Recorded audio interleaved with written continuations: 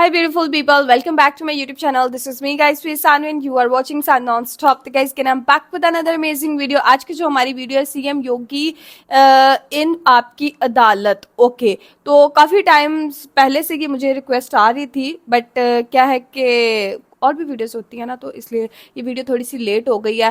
तो आप लोग ज़रूर जो है वो अपनी राय कमेंट सेक्शन के अंदर पेश कीजिएगा, लाइक कीजिएगा, सब्सक्राइब कीजिएगा, दोस्तों के साथ इस वीडियो को शेयर कीजिएगा.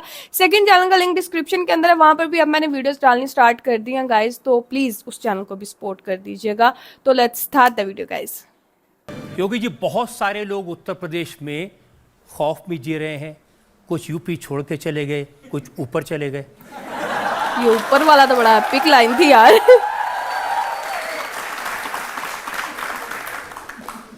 बिनु भय होई न प्रीति. जो लोग पहले उत्तर प्रदेश वासियों के लिए भय के प्रतीक बने थे, तो हमारा संकल्प था ही शुरू से. भगवान राम ने जो बात कही थी, निस्सरहीन करो मही भुज उठाए प्रण कीन, तो हम तो राम भक्त हैं, तो यही तो हम भी करेंगे. जो ये निस्सर पापी हैं, जो गरीबों को, व्यापारियों को, बेटियों को, सामान्य नागरिकों को, राह चलते हुए नागरिकों की सुरक्षा के लिए खतरे बने हुए हैं, इनके लिए हमें एक ऐसा एटमॉस्फेयर तैयार करना ही होगा. कर दिया. लोग कहते हैं नो बेल नो जेल, सीधा प्रभु से मेल. देखिए, दोनों चीजें एक साथ चलनी चाहिए. मैंने कहा ना कि मैं राम भक्त हूं, तो अयोध्या में रामलला विराजमान हूं, तो ऐसे लोगों की राम नाम सत्य है की यात्रा भी तो निकलनी चाहिए. ओके. और वही काम यूपी में हुआ है. देखिए, सपा और कांग्रेस जिन माफिया और जिन अपराधियों को अपने गले का हार बनाती थी, जो सत्ता के सरप्रस्त थे, जिनके समय में जब उनका काफिला निकलता था तो सारे प्रोटोकॉल स्थगित हो जाते थे और माफिया पहले निकलते थे. आज की क्या स्थिति है? मैंने देखा उसमें से एक माफिया, एक बार जब पुलिस उसको ला रही थी तो उसकी पैंट ही गीली हो गई. पैंट गीली हो गई. एक माफिया रोज चिल्लाता था कि साहब मेरी जान को खतरा है. भाई, हमने कहा तुमसे कितने लोगों को खतरा रहा होगा भाई, ये तो सोचो पहले. देखिए, बहुत जल्दी अब ये लेटेस्ट केस मुख्तार अंसारी का है, जिसके बारे में समाजवादी पार्टी के लोग कह रहे हैं कि उनको जेल में जहर दे के मार दिया. भाई, मरना तो था ही. एक्सेप्ट कर दिया भाई. आप मुझे बताओ, जिस व्यक्ति ने सैकड़ों लोगों को मारा हो, और कब तक बसता बसता फिरेगा? कांग्रेस के लोग तो उसको बचाने का प्रयास कर ही रहे थे ना. समाजवादी पार्टी के लोग तो उनके आका थे ही, गए थे उनके मातम पुरसी के लिए. तो इनसे क्या उम्मीद करते हैं? यही तो अंतर है कि परम राम भक्त और उत्तर प्रदेश के पूर्व मुख्यमंत्री सरदेव कल्याण सिंह जी की मृत्यु हुई. समाजवादी पार्टी ने, कांग्रेस ने संवेदना के एक भी शब्द व्यक्त नहीं किए, और एक माफिया के मरने पर उनके घर में जाकर के घड़ियाली आंसू बहा रहे थे लोग. यही फर्क है. ये देश यही बर्दाश्त नहीं करना चाहता. अभी तो हमने माफियाओं को कार्रवाई की है. बहुत शीघ्र 4 जून के बाद एक निश्चित तिथि तय करेंगे. उत्तर प्रदेश को माफिया से पूरी तरह मुक्त हो गया, इसकी घोषणा करेंगे.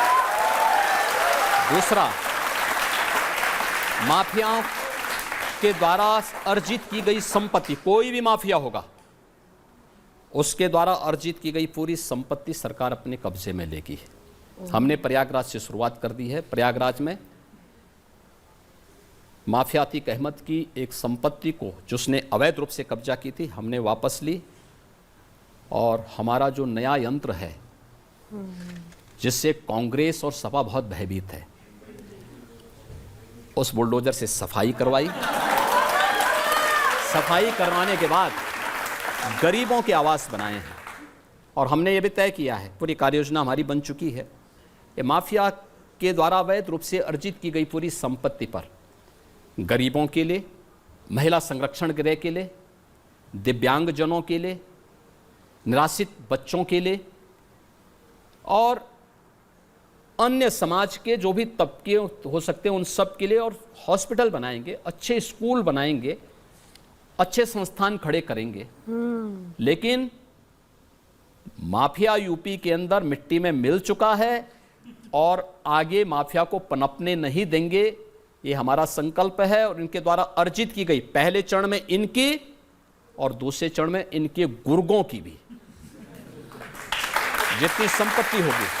देखिए, एक समाजवादी पार्टी के उम्मीदवार हैं जियाउर रहमान, वो बर्क साहब के ग्रैंडसन हैं।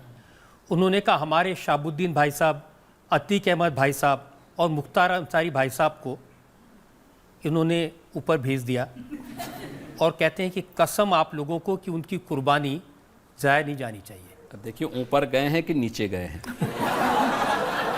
ये मैं नहीं कह सकता,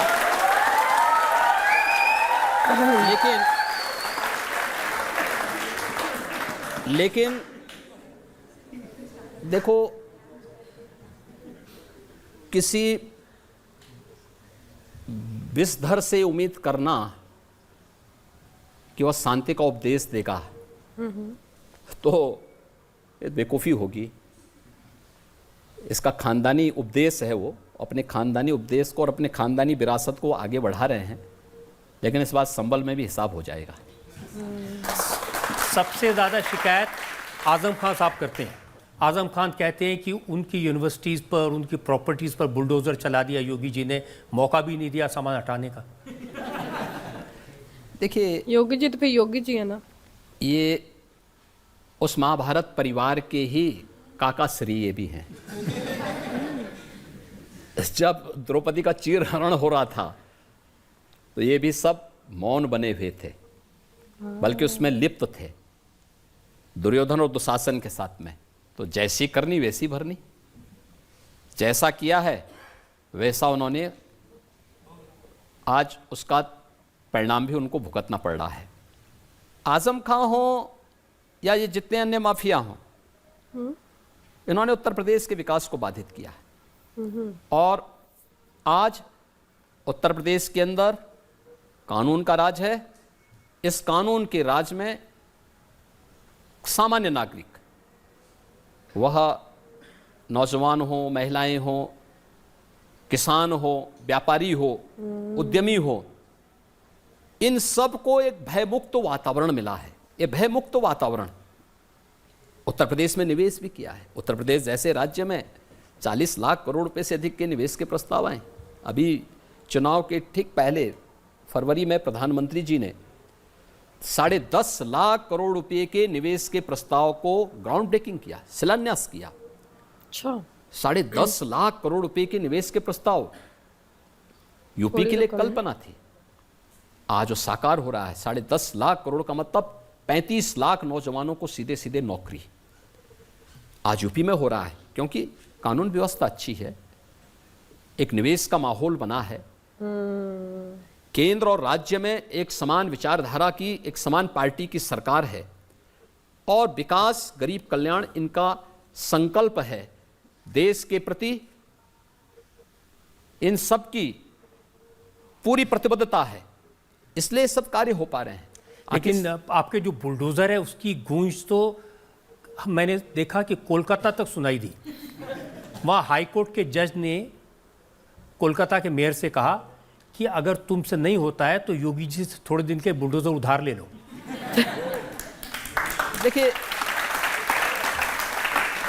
उत्तर प्रदेश का ये जो बुलडोजर है क्या न्याय नहीं करता? उत्तर प्रदेश के न्यू इंफ्रास्ट्रक्चर का प्रतीक है।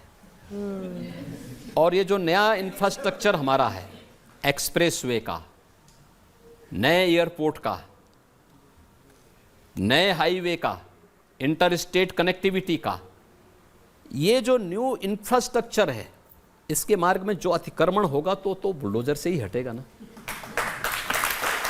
ये माफिया और इन लोगों के द्वारा जो भी अतिक्रमण किया गया था, उस अतिक्रमण को बहुत शीघ्रता के साथ वो हटाता है, और हटाता है तो इनको पीड़ा होती है और उनके आकाओं को उससे ज़्यादा पीड़ा होती है।